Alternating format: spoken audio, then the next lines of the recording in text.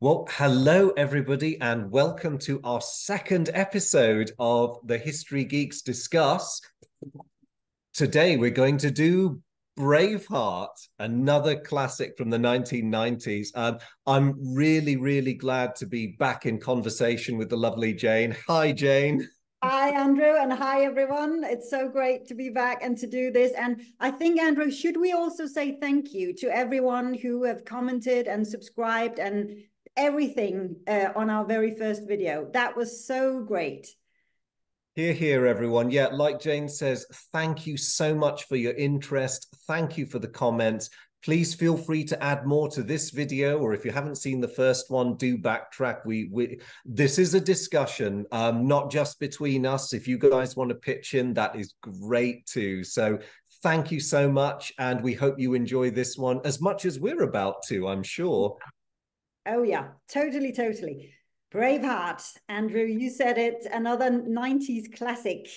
Yes, yes. I suppose a good question to start off with, and I might be giving away my age now, but Braveheart obviously hit the cinemas when when I was around. So, I mean, do you remember when you first watched Braveheart, Jane?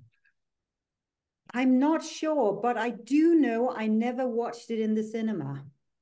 I think Okay. there was an age limit of 15 years or something. And oh, I'm going to reveal my age now as well. I'm actually your age. We're the same age, Andrew, but Yeah. only I'm older. I'm older and wife. So by 6 weeks or something. But anyway, it's what you do with those 6 weeks. It's what you do with them.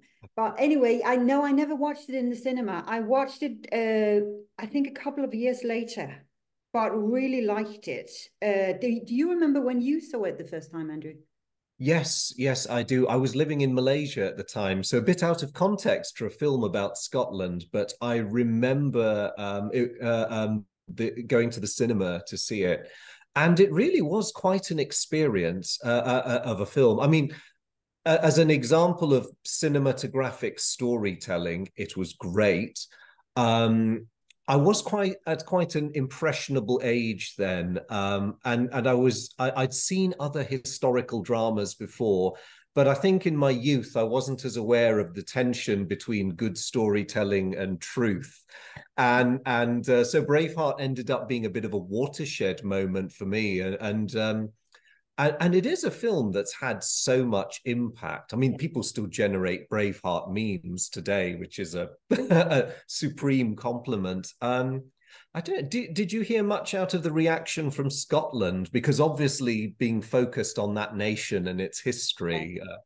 I think this was probably the first film that really took on board the entire legend of William Wallace and the Scottish national hero there. And lots of nations, I think perhaps especially in Europe, has a national hero. There's, someone who may have lived, but where so much myth and legend and folklore has now been surrounding them for a long time, and you don't really know anymore what's historically facts and what isn't. But the character is still so much the heart and soul of a specific nation, and I think William Wallace is such a character.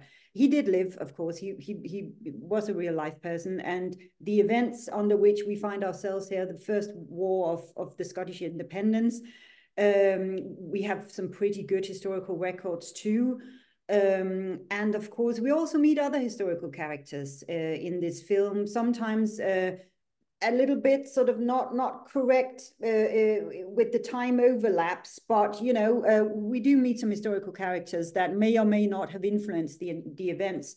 But I think this was probably the first film that had, at least in modern times, that had kind of focused in on that particular part of Scottish history, and from Hmm. the Scottish perspective as well. And ironically, we have an Australian playing. He is Australian, isn't he, Mel Gibson? He is, yes, Playing yes. playing the Scotchman with a, dare I say it, a little bit of a peculiar Scottish accent, but he did his best and in kilt and everything. So what's not to like? Well, quite yes, yes. It has lots of attractions, and actually, I have heard it said William Wallace's character he's pretty much everything the ladies want in a man. He is cultured, learned, extremely polite. He is quite attractive, and you know, I say I think I'm allowed to say that in this day and age, and also at the same time he's got that slight alpha male element to him. You know, he's a highly intelligent warrior. He can be an absolute beast in close combat, as the film spends a lot of time laboring this point. Yep. And so it's got a bit of everything. It's this combination of the highly cultured and developed personality with the strength that makes for a very potent combination, and strength of character as well as physical strength. I mean, I must say one thing about William Wallace that I do know it for certain. He fascinates me because there is so much we simply do not know about him. It's that when you get towards the period where the English finally run him to ground and capture him, he makes that defense in court about how can he be tried for treason because he never swore allegiance in the first place. And he is quite literally the last Scottish noble who has not submitted to the English crown in one way or another. And I find that's it's quite impressive. I think nobody would have blamed him on either side if he just went, I did my best. Yeah. The game's up. God save the king. Please execute me quickly so it won't hurt. Yes. No, that's true. And I think as you said, Andrew, all of that is part of this hero worshipping that we have around him, that he is a true national hero, that, you know, that element of never giving up, and the entire element of freedom, and also the fact that, you know, this was not a normal situation for a man like him being brought up to actually be educated. This was not normal circumstances. I think there's also something extremely fascinating about a person who can gather and unite. And this was one of the main problems, I think, for the Scottish nobility. And another historical character we meet, of course, in the film as well, Robert the Bruce, Robert the First, who really had that problem of uniting the Scottish clans and the Scottish nobility under his sort of leadership as Scottish king. And this was very troublesome times, also with the clans obviously fighting internally, fighting each other and so on, never really agreeing. So this was a time of a lot of turmoil and chaos in many ways for Scotland. And of course, your enemies take advantage of that. That goes without saying. And we have some brilliant characters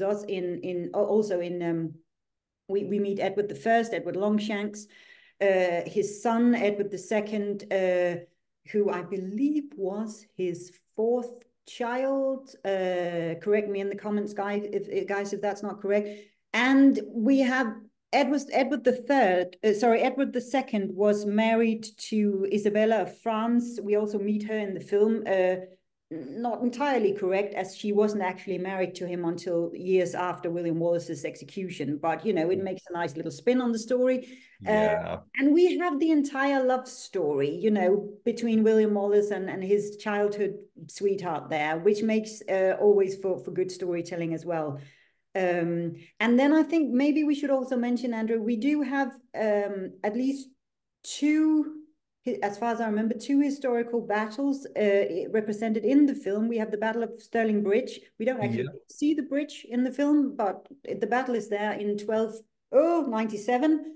And then, of course, the English counterattack in the year after, in 1298, the Battle of Falkirk, where Edward I led the English troops. And although it was a Scottish defeat, it certainly didn't cross the Scottish rebellion entirely, that battle. In fact, it may have encouraged bits of it, but it was certainly a battle that led to a lot of losses on both sides.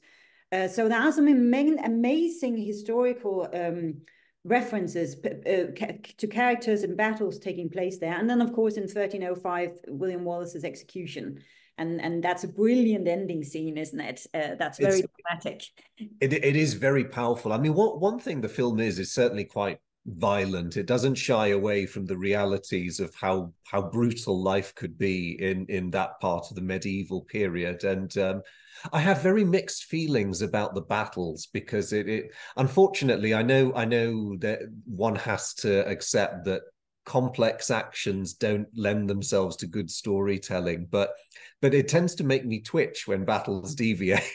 um, but like I say, the feelings are mixed because there is some things the battles do very well in the film, and in other areas they stumble. So you quite rightly brought up Stirling Bridge. In the movie, of course, the bridge is conspicuous by its absence, and yet it was. I do wonder why they did not either try filming at the site or at an equivalent site, because the bridge is so integral to the story. It helps to explain how the Scots overcome the English numbers.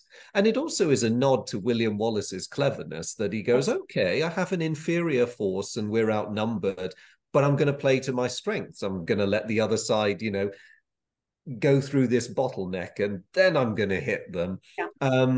And they do make him equally tactically astute in the film, but in a different way. They sort of rewrite Stirling to fit a different narrative, and to a similar degree they do the same with Falkirk. But then on the other hand, moving away from those glaring inaccuracies, you have I think more than a lot of modern films, this film is very cleverly shot because they explain battle tactics and they explain the realities of the warfare in a very clipped, audience-friendly way. And I think it's very marked that, it's very tightly written, this part of the script. There's no wasted dialogue. There's no long, boring expositions about maneuvering and weapons. It's just like, no, we're going to do this to take advantage of them doing that. And it's very clear. Even, people who've never seen medieval warfare before will get it. And I really like that. And on the human front as well, there are so many, you get these marvelous quick shots of the faces in the battle lines, and they flick from Scottish, English, especially when they're closing with each other. And the extras are very well briefed, because you if you freeze it, I'm afraid I did a slightly geeky thing and I froze a couple of frames. You see a range of emotions, from anger to outright fear, and it's beautifully done. I guess a lot of these battle scenes were pre proper CGI, so everyone there's an individual, everyone's acting their part. It looks amazing, and it conveys the hideousness of what's about to happen and what does happen. And there's one very, very moving bit. I can't remember if it's after, I think it's after Falkirk, where they spend a bit of time with a slightly shell-shocked Robert the Bruce wandering through the battlefield. And there are women and children going through the bodies. Some are looking to loot, but others are looking for their loved ones. And you get a bit of the wailing of any wounded, but you also get the wailing of the grieving. And it's very short, it's very simple, but it's so beautifully done, and it speaks more than 1,000 words, really. And you're so right, and there's some really, really good points. And I actually think I got to take my hat off to Mel Gibson's directing there. I think he was actually a really, really good director. And also, as you say, Andrew, battle tactics is really hard to explain in a simple way in a movie. And very often we have that classic scene where, a king or his counselors or something are looking at a map or something, and they try to determine, are we coming in from that way? Are they coming in from that way? And then you get, as a viewer, you get a little bit of an idea there. But this is actually done differently and very cleverly, very often on the battlefield, with Wallace giving instructions to his commanders. We separate the army, let the English see we do it, those kind of things. And it's really cleverly done. And it means that you, as a viewer, you're sort of constantly with him in his tactics. You're constantly there on his side. And at the same time, you also do get to see the cleverness of Longshanks along the way, where he has paid off the Scottish nobility, and they're just standing there, and Wallace is waving at them, now is your attack, and they're just standing there.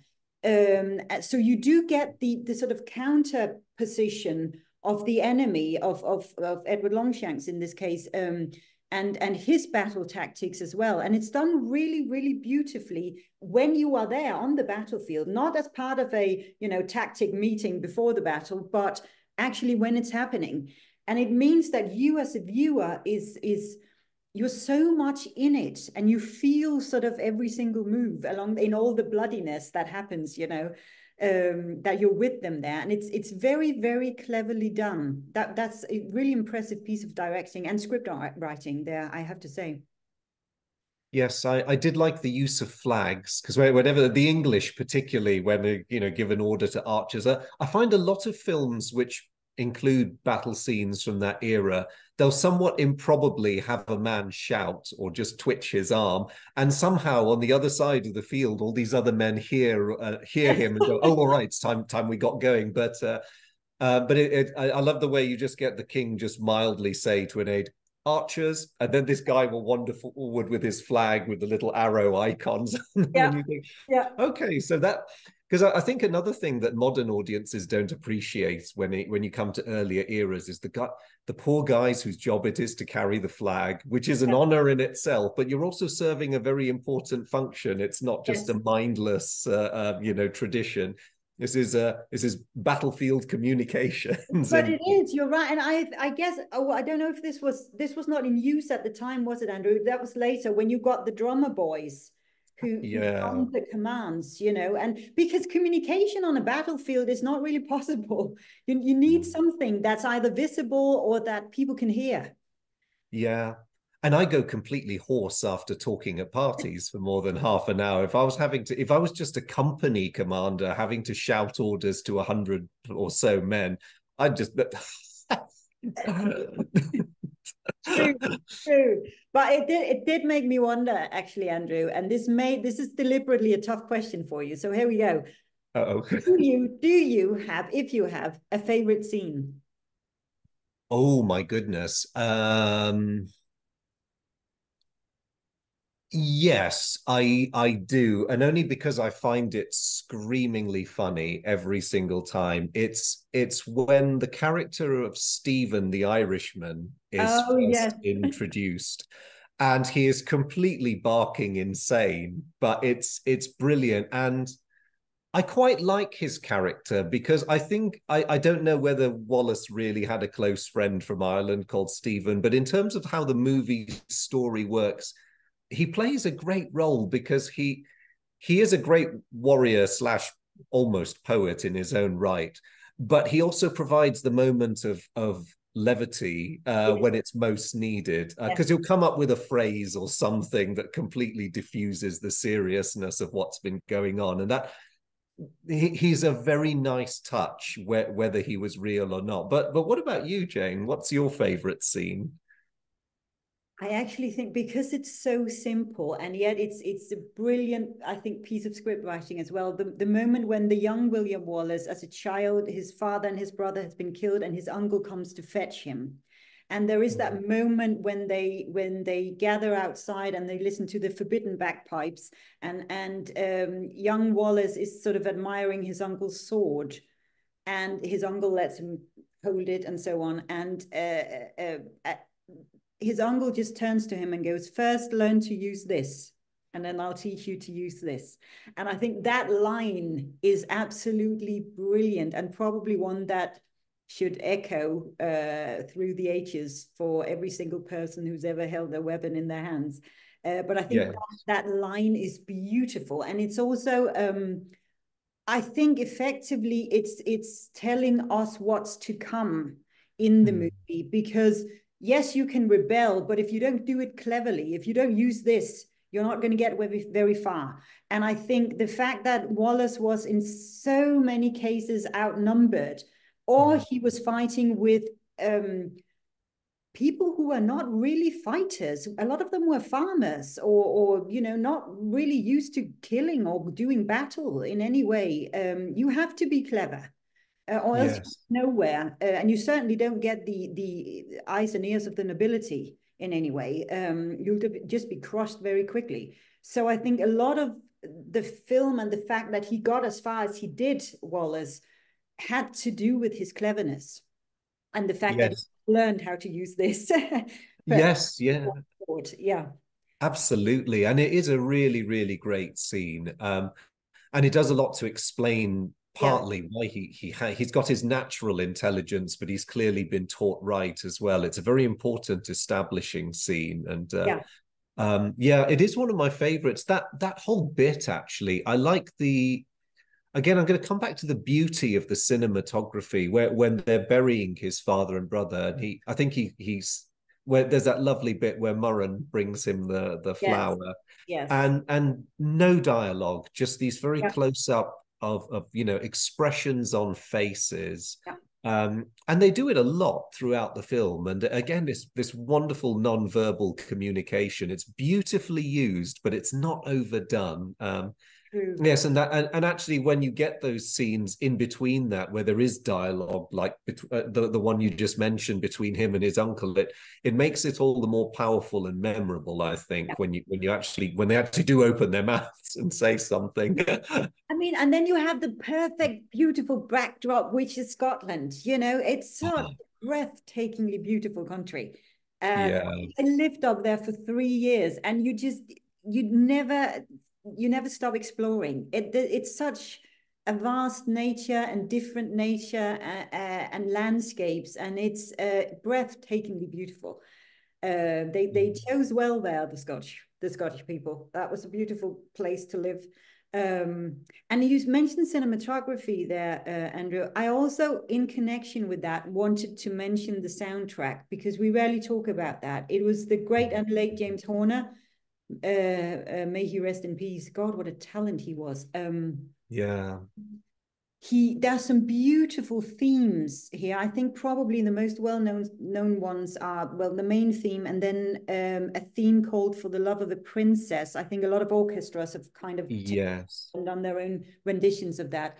And then, of course, he has the impossible instrument, which is the pipes, which, of course, have to be part of this great soundtrack. But it's a really difficult instrument to integrate into a full orchestral soundtrack because it's kind of a solo instrument. It's an outdoor instrument. It was not yeah, really meant to be an orchestral instrument, but he uses I saw this in an interview actually. He's using a specific type of bagpipe called the Ilian pipes. It's an original Irish bagpipe. You play it okay, with your under your arm. okay. Instead of with a mouthpiece, you blow it up under your arm. I think Ilian means, if I'm pronouncing it correctly, is an Irish word for elbow or Oh, for right, okay, elbow. And it's a little bit more, if you Google it, it's a little subtler in sound. There's a bit more subtle in sound than the actual bagpipe. So maybe it's better for orchestral versions, but it's a beautiful instrument. And he's also making good use of the Scottish harps, the Celtic harps. Um, yeah, and what he's producing is these partly great, huge orchestral themes, and at the same time, you have in certain scenes the theme again, but played just maybe with a subtle little flute or something. So he can go from this epicness and to the very subtle. And I really admired that in the soundtrack because I think that goes so well with this beautiful cinematography. It's a wonderful. yes. It does. I always think of the soundtrack to Braveheart as one of the most magnificent I've ever heard. It was one of the first CDs I bought when I moved to Britain. It was probably the second CD I bought, and I listened to it almost continuously while I was revising for my A levels. And it's been with me for a while. And yes, it's just wonderful. Apparently, there is an edition you can get where one of the Highland regiments, their pipe band, has done traditional Scottish music interspersed between the film tracks. So there's about twice as many tracks as you would get if you just bought the film soundtrack. And I'm looking for that. But I have to be a bit careful because I unfortunately, and I know I love the bagpipes. I'm going to come I straight do out with too. that. I adore I'm them. a fan. But I live in a family who are slightly less forgiving of brilliant music. So I'll put it that way. They're So all. yeah, headphones on. But yeah, wonderful point about the music because it's so important for setting the scenes and even for people. I think it's quite telling. I'm sure that even if people watch the film and had never seen Scotland, if you didn't get the dialogue but you got the soundtrack, you would somehow know you were in Scotland because Yes. that's what you're hearing. Yes. There's a very Yeah, sort of Celtic sound to it, not just because of the bagpipe, but the entire setup, and orchestration and arrangement. It's very beautifully done, and I also like the way he's using either specific instruments or themes to follow a person. So obviously, for example, if you listen to the theme for The Love of the Princess, of course, this sort of follows the scenes with Isabella of France, but you also have kind of the same theme around Moran, especially around when she's killed or attacked. Sorry, spoiler alert. But I like that he's kind of using specific instruments as well as a kind of almost like a character addition to a person. Uh, yes. that so you kind of know, okay, we are now in the mentality or the mind of, or we are following this particular person, or this or that is happening. And I know that's a trick probably often used by film composers, but it does give you as a listener and a viewer a bit of a stronger connection to a character. When you follow a Mm. theme, you follow this character. And I think he's making wonderful use of that, James Horner, with this wonderful cinematography in this movie. So, and you have, again, when we're talking about sound and music, you also have the different accents. You mentioned the Irishman there, Andrew, but Oh, yes. you have the various Scottish accents, and um, it's a beautiful, beautiful accent, the Scottish one. And of course, there's so many different variations just within Scotland, as there are in every country. But it does take, I remember when I first moved to Scotland, it does take you a while just for your ear to tune into it if you're not used to it. It was certainly not a form of English I had learned in school, that's for sure. So, and as a non-native English speaker, it took a little while to just sort of tune your ear into it. But one thing I found, and I was wondering, I don't know if there are any language experts or linguistics maybe listening in, but um, I did found that I'm coming from the northern part of Jutland in Denmark, and my grandmother especially spoke with a very strong northern Jutland accent.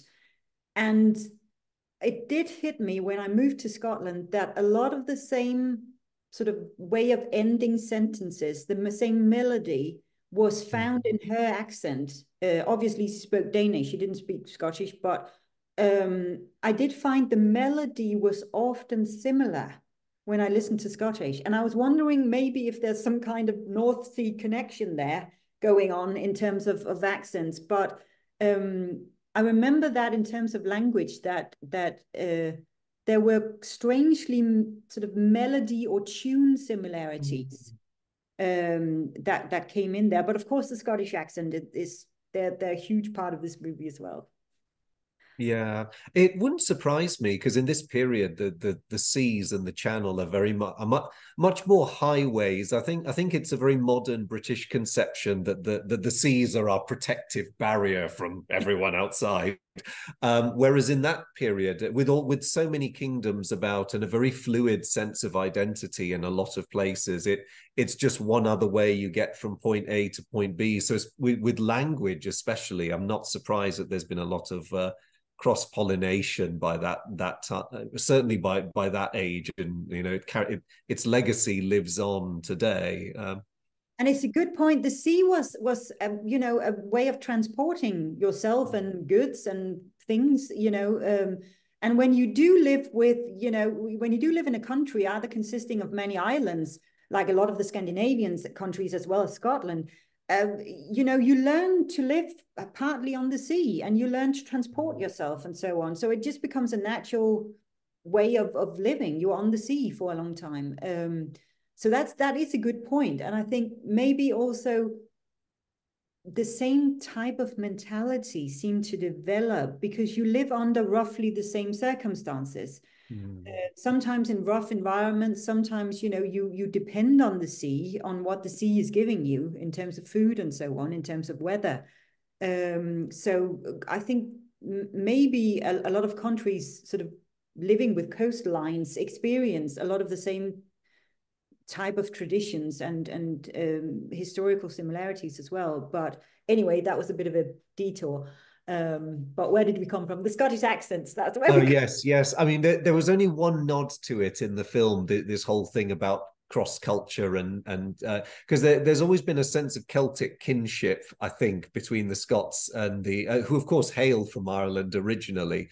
And they talk in the film about the Irish landing, which is carried Yes. out really rapidly, and then that scene where the two end up greeting each other when they're supposed to be fighting, and I think it's very subtly emphasized that, actually linguistically, culturally, we're more akin with each other than we are with those, descendants of Normans. And yeah, but but yeah, because the other thing that I was wondering about, speaking of language and culture, the other side of that coin is I think that the word everyone likes these days is lifeways. I'd meant to ask, what do you think about the way the film portrays ordinary life in Scotland? We get all these shots that are set in villages and small towns. Edinburgh is what we would call a large stockade these days, but True. I actually think that it did a good job of that as well, because you do get the feeling of struggle and hardship and of constant, your work never ends, mm, and I do think it captured that very well. I think also the sort of hardship of well, daily life, the fact that Wallace doesn't seem to be growing up with a mother. We don't really know what happened to her. Maybe she died in childbirth. So the sort of ordinary life, I think, although we don't obviously we dive into it that much, that's not really the focus point of the film, but I think we do get glimpses into it that are actually very good, and we get the houses of these small villages, and also the sense when we get to bigger cities like Edinburgh that there is a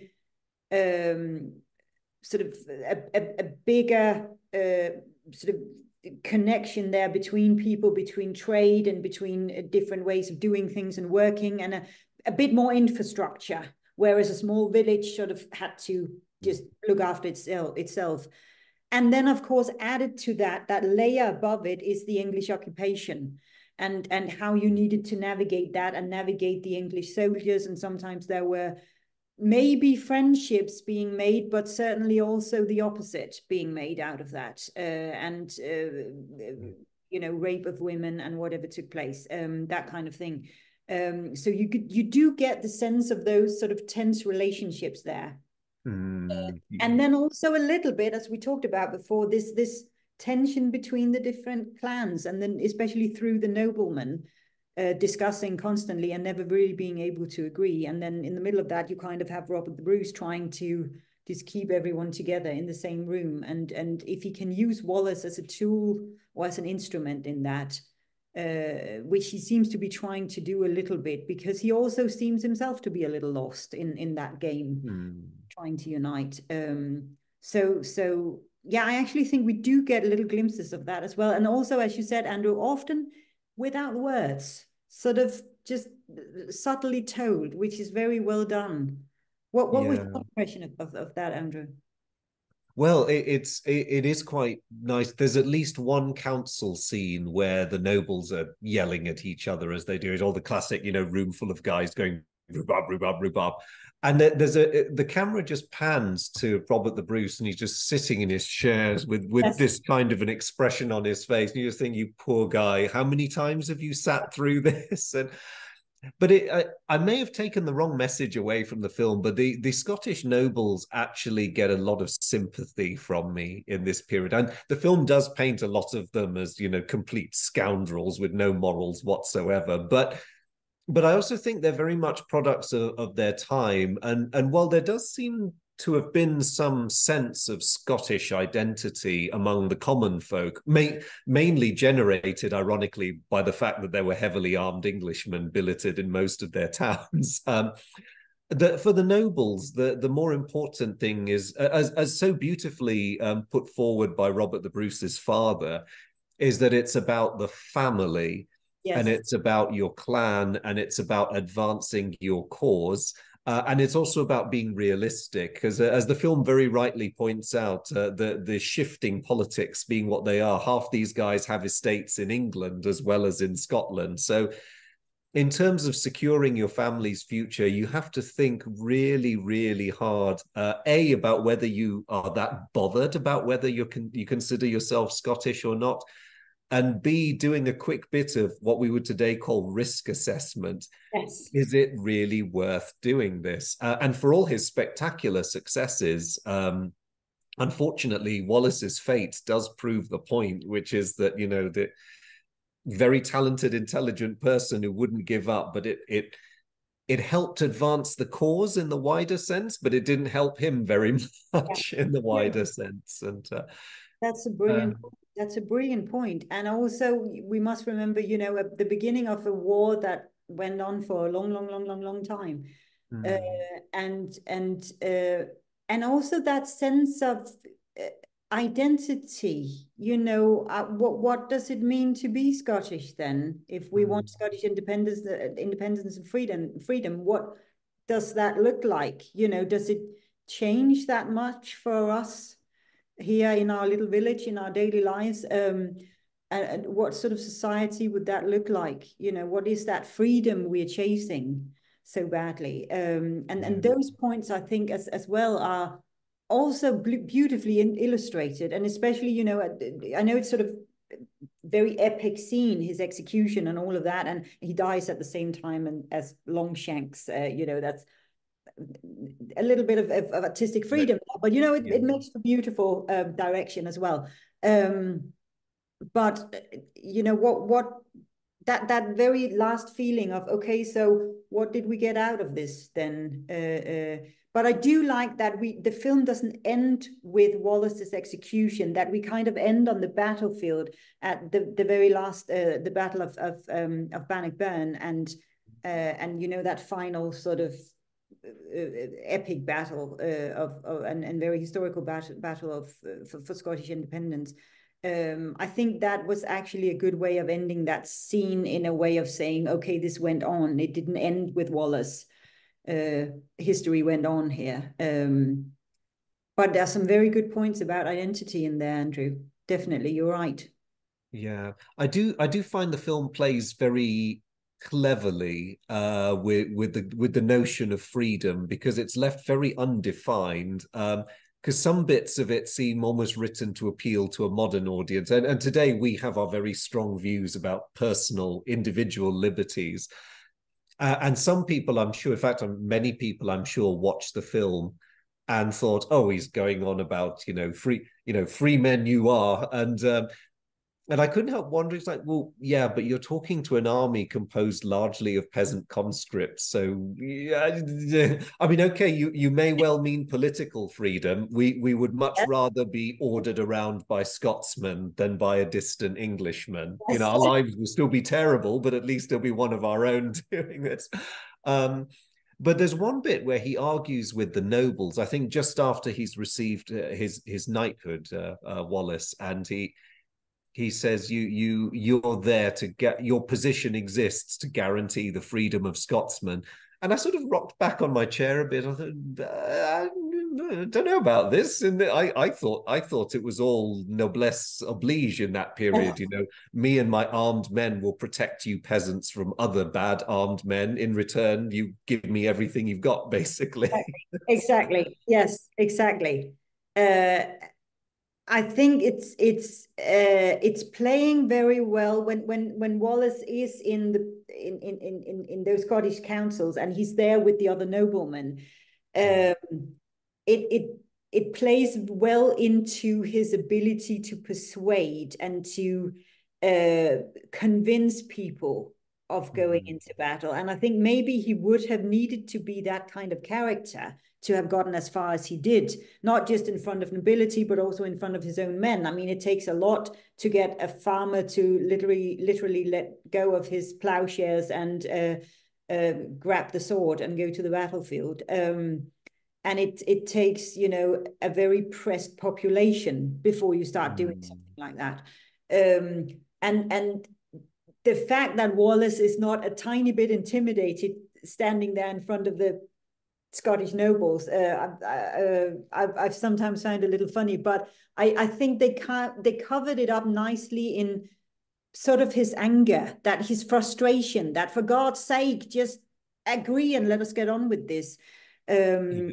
And maybe that's also summed up in that scene where he's talking to Robert the Bruce, and he says, if you would just lead them to freedom, they would follow you, and so would I.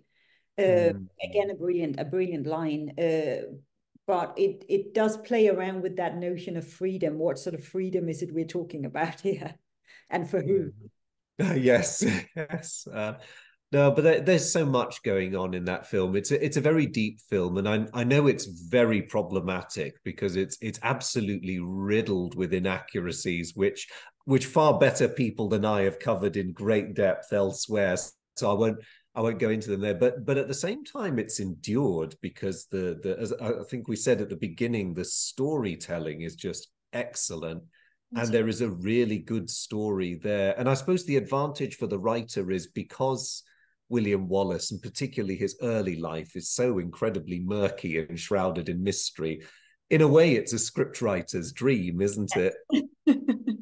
It is. It so is. And I think the combination is fantastic. It's one of the best you can imagine, because you have a historical character, someone who lived, but someone we know very little about. I mean, that's a dream right there. So you can connect the cultural and traditional and historical roots and really play those up.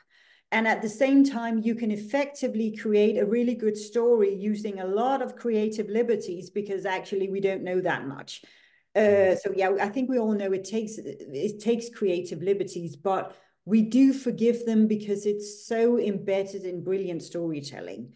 And I think that's effectively what a good movie should do. I mean, we can all go and look up in the history books if we become inspired after having seen the movie, and we can go and explore for ourselves and figure out how much of this do we actually know about from the history books and from historical sources. But at the end of the day, what you really want out of a cinema is a good story. And if you can embed it in something that is already real, a culture that already exists, a culture that is so rich already, I mean, that's a bonus right there.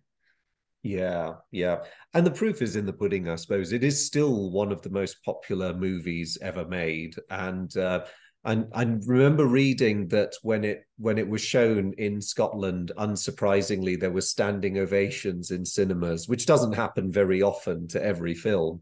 Although equally, when the criticism started rolling in as well, it was also, interestingly enough, it was Scots who were most, angry, somewhat fewer than the ones who stood up and applauded, but still, because I suppose to me, it illustrated just how important, whether they acknowledge it or not, how much our history is part of our culture, and and you love it when your history and your culture gets some Hollywood screen time, especially if it tells a story, it spins a narrative that literally sings to your present day hopes and desires.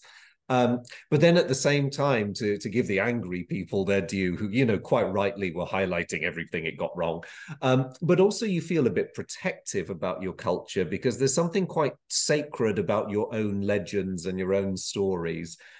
And I mean, I don't know if many Scotsmen were consulted in the making of the film, or whether Hollywood just swooped in and thought, "Great story, let's do that one." and, You touch on a very interesting subject, which is that of ownership in storytelling, because we all feel that sense when someone is touching on that's the whole point of national culture and storytelling, that it's my culture, it's my country, it's my nation, and we all feel a sense of ownership there. And it's a peculiar thing, because you often come across it, I think, in you and I working in museums, when you start creating an exhibition or something around a specific theme or a specific historical event, that's very well known. In a way, it's easier to do something that's not so well known. If you touch on something that most people have heard about, it's actually rather hard because everyone think they have their own version. Everyone feel, I know this person, although he died 200 years ago. They have that sense of this is my history. This is my dad's family can be traced back for generations, and we know all about what happened here. And that it's a peculiar sense of ownership, but it's one I think we all feel. And sometimes you can actually end as a historic interpreter, you sometimes find yourself in some peculiar discussions where you have to defend sort of why you have displayed something in a specific historical way according to these historical sources, because at the same time you might have people saying, but that's not what happened, and they have their own subjective version that they might have heard or read or somewhere. And I think when you see critics sort of popping up from Scotland criticizing a Scottish film about their history, I think that's that feeling popping up that, oh no, this was not done in the right way. I've lived near Stirling Bridge and I know exactly what happened in 1290. Yeah. How could you leave out my local bridge? Insane. You didn't even visit the local pub. That's just insane. It's been there since 15 something. The bridge was there fighting the English too, don't forget. A bit passively, but it was there. And that's that sense of national ownership. And it's a very strong emotional connection. And it is peculiar sometimes, the discussions you find yourself ending up in when you are interpreting history, because people almost feel like, I was there. How can you do this? And that's sometimes the emotional subjectivity you are up against. And then you sort of present the history books and you go, actually, we don't know anything about this. You might be right, but actually this is a huge question mark. But it is peculiar sometimes and fascinating and wonderful that people can feel so strongly about something that they haven't experienced, but it happened, down the road from where I grew up. So therefore I know. That's a peculiar, almost historic emotional connection there. That in a way it's good, we feel, but it's also fascinating what happens when we start having that sense of ownership.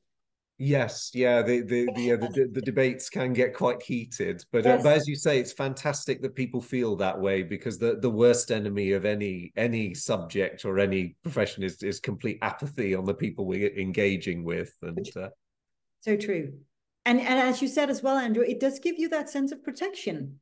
I know my history. How can you omit the bridge? yes. So it's a strangely emotional subject, but fascinating. And as you rightly say, the biggest enemy is indifference. We want people to care. We want people to be interested. And then, from whatever perspective or angle you come to it, the biggest mistake is not to come to history, I think. Yes, and so much learning takes place when you do discuss, hopefully without swords and pikes, and just talk through your different points of view and find learn to use this before we use these. Yes, excellent point, Jane. Excellent point. Yeah. William would be so proud. Oh, bless. Oh, Andrew, what else do we need to talk about? Probably a lot about this film. What else do we need to?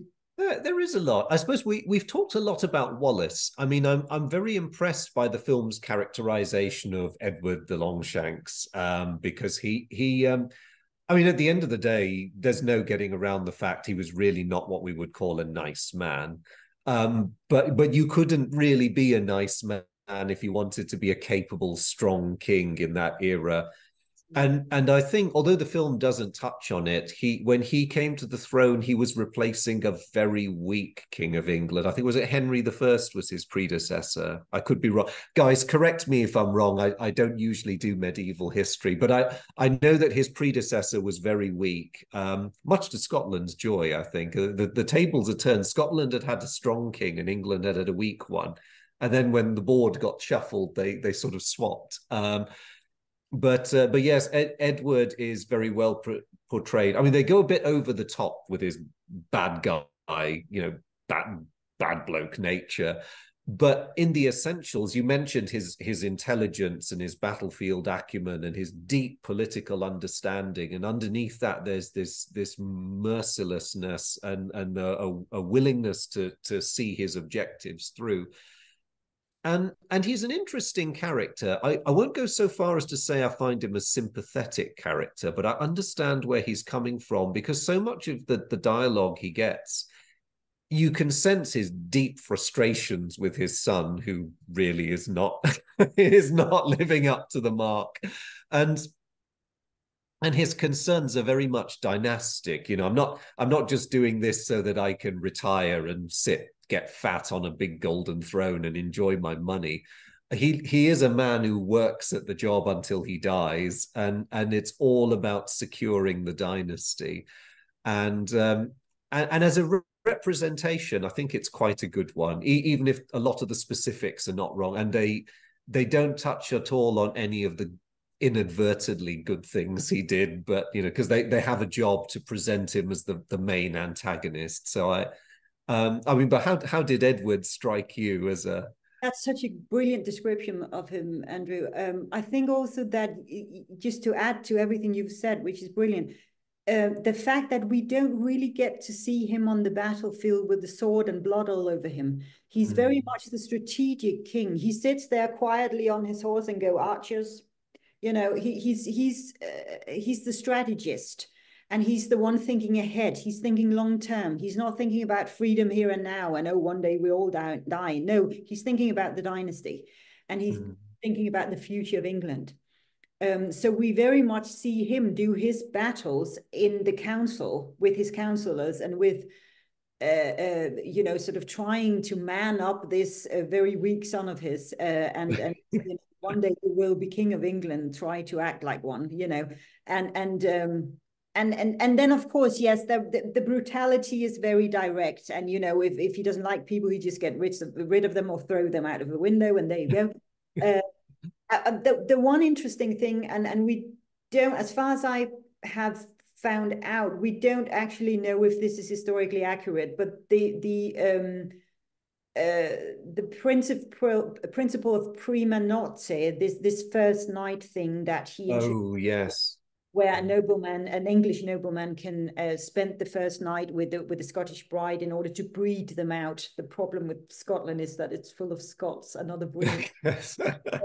We don't actually know if that's true, but I'm pretty sure a similar form of brutality could well have happened in an attempt to try and you know, impose laws that could limit Scottish independence and rebellion.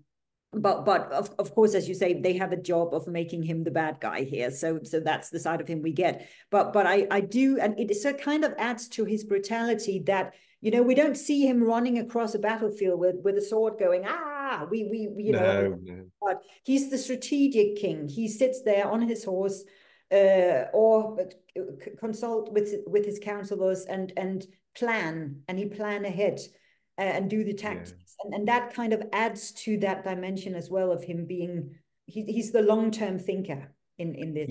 Yes, and he doesn't ever give in to the sort of hubris that bad guys often do in movies. He's very measured, very calculated. I mean, we know that as a younger man, he was a good fighter and physically very brave, but he's also, by the time that this film brings us to him, he knows he's at that age, and he's got that maturity, I think, to, although it's never said, to realize, you know, my days of leading from the front are numbered. And also, if I do that and my brain gets removed from my shoulders, what's the rest of the army going to do? Which is I think it's quite a hard thing for people of action to do. It's a very hard transition to accept, you know, okay, my place is not there anymore. It's I mean, you could almost argue, although you understand why he does it, that William Wallace is actually extremely foolhardy to lead from the front, because you know you are the man with the plan. You know, if a lucky arrow gets rid of you, then you know everyone else is going to look slightly bewildered and go, okay, what happens now? Who's in command? Well, not me. Yes, I return to that very sensible man in the Scottish ranks just before Stirling, who goes with what I'll call good peasant common sense. They're like, no, we will run and we will live. Yeah, simple arithmetic. And that's probably what would have happened, Yeah. Yeah. So no, good point. Good point. Oh, it's a brilliant film, this, Andrew. We could talk about this Yeah. all day. We could. I will just say I enjoy it more now than I Yes. did as a youngster, because I loved it on first viewing. But because I loved history even back then, I went through a bit of a trough where I felt this deep sense of betrayal at all the inaccuracies and all the whatnot. But on more sober reflection, I see what it was trying to do in Yeah. terms of being a work of cinematic art. And so I appreciate it in a more balanced way these days than I did as an angry early 20 something. And, Yeah, so but true. as you say, a great film, That, Jane. that that's the wonderful thing about a good movie, that it kind of develops with you. Because I think when I first watched it, I was maybe in my late teenage years. So it was some years after it came out, but I was sort of going, "Oh, great hero movie, amazing." And that's what you do when you're a teenager, and then later you kind of start to appreciate the nuances and the many layers of it. Yeah. And Yeah. oh, sorry, go on. Oh no, I was just going to say I leave that there will always be the debate about what classifies someone as a great figure from history, um, and I think outside of Scotland, William Wallace was really not that well known as a figure until this movie came along, and the Victorians had kind of hijacked his memory slightly by emphasizing his British virtues while Yes. ignoring the fact that he'd fought against a government based in London. um, Yeah, no, but true. but but I think the acid test of greatness is, as a historical figure, have you merited a Horrible Histories Channel song? And William Wallace has. Guys, go check it out. It's really funny. So sorry, what were you going to say, Jana? No, brilliant. Okay, check that out. No, I was just thinking, should we hand over to people now in the comments, and please let us know, guys, what you thought of this film, and did you have any favorite scenes? Please highlight them, and any sources as well. Someone asked about that last time. Historical sources you want to share, please do. That's what we're here for. Yeah, and it would be great to learn more because, as I said, I don't know this period all that well. So anything that furthers my education, and in any case, really glad that you guys are joining in the discussion. So yes, you've sat patiently and listened to us, for which thank you so much. We would really, really love to hear from you. And Please do comment. Yeah, and oh sorry. no, oh, sorry, I did it again. I'm gonna leave it to you, Jane. Go, go, go. No, no, I just want to say, yep, and please tune in again, because we can do this forever, and we probably will. We will. Well, I love every minute of it. This was every bit as much fun as the last time. Thank you so much, Jane. It's always Thanks. awesome. Always, always, always. Awesome, and take care, everyone, and see you next time. Looking forward to it, guys. Catch you soon. Bye, and thank you.